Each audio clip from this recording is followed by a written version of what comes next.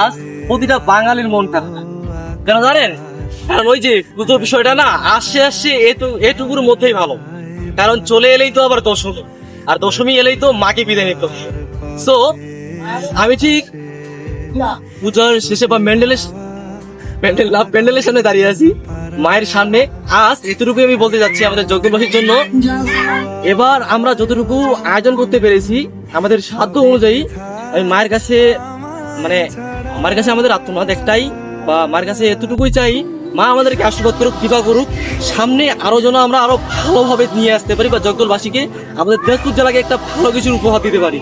So এতটুকুই, বা একটা কথা বলতে চাই, আপনারা সকলেই সহযোগিতা করবেন, সাপোর্ট করবেন। আপনারা সহযোগিতা না করলে, আপনারা সাপোর্ট না করলে আমরা কখনোই ভালো কিছু আয়োজন করতে পারবো না। সো সকলেই পাশে থাকবেন, কেউ হিংসা না করে সকলে একটু কাছে আসবেন, পাশে থাকবেন, যেন আগামীবার এর চেয়েও ভালো কিছু আমরা আমাদের জগদলবাসীকে, আমাদের দিনাজপুর জেলাকে উপহার দিতে পারি। সো সবাইকে নমস্কার, ভালো থাকবেন সবাই, মায়ের কৃপা সকলের কাছেই থাকুক, মা সকলকে সবাইকে ভালো রাখুক, এটুকুই।